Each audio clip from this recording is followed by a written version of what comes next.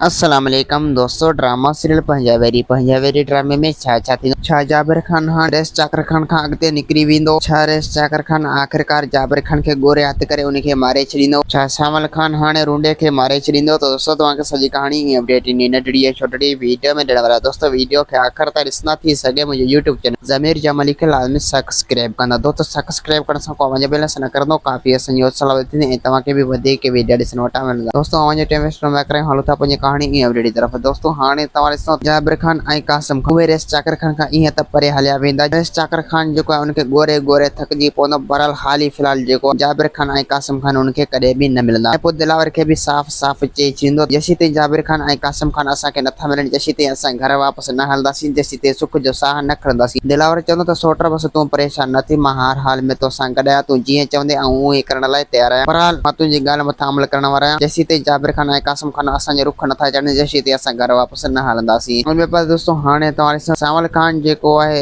रूंडे सां मिलंदो। रूंडे खे चवंदो त तोखे हाणे कीअं बि करे सिकूं ऐं तुंहिंजी छोरी सुहिणी खे वापसि वराइणो पवंदो। अगरि जेकर तूं उन्हनि खे वापसि न कयो त पोइ तूं इहो सम्झी छॾिजां मुंहिंजे हथनि में तुंहिंजो मौत लिखियलु हूंदो। पोइ मां जीअं चाहींदुसि तोखे उहो ई मौत मिलंदो। रूंडा चवंदो त शामिल खान तव्हां मूं मथां ज़ुल्म न कयो, तव्हां सां सिधो वञी अकबर खान ऐं सिकू सां ॻाल्हाए। अगरि जेकर तव्हां अकबर खान सां ॻाल्हाईंदो, अकबर खान जेको आहे सिकू सां ॻाल्हाईंदो, थी सघे त पोइ सिकू वापसी थी वञे। अगरि जेकर सिकू वापसि नथो थिए त पोइ इन में मुंहिंजो को बि ॾोह न आहे। शामिल खान चवंदो रूंडा तोखे कीअं बि करे अकबर जे मथां पाणी तूं ज़ोर रख। अगरि जेकर तूं उनजे मथां ज़ोर न भरियो त पोइ तूं इहो सम्झी छॾ असां तोखे मारे ऐं असां पंहिंजे इवदे जो प्लान कंदासीं। रूंडा चवंदो शामिल तूं ईअं मूं मथां ज़ुल्म न कर। ऐं पर दोस्तों हाणे तव्हां ॾिसंदो चाकर खान जेको आहे हाणे मंसूर खान खे साफ़ साफ़ चई छॾियो तुंहिंजो साथ ॾियण जी महिरबानी, बसि हाणे तूं घर में माट करे वेही रह। मतिलबु त हाणे भले तूं असांजो साथ न ॾे, हाणे असां पाणे शींहं आहियूं ऐं असां जेको आहे हाणे इन जाबिर खान ऐं कासिम खान खे गोरे हथ करे ऐं उनखे मारे छॾींदा। मंसूर चवंदो त रेस चाकर खान जी तव्हांजी मर्ज़ी। दोस्तों उम्मीद त कहाणी आई तव्हांखे पसंदि सां ख़रीदारी जा वरी तव्हां सां मिलंदासीं के नंढिड़े वीडियो में। ख़ुदा हाफ़िज़।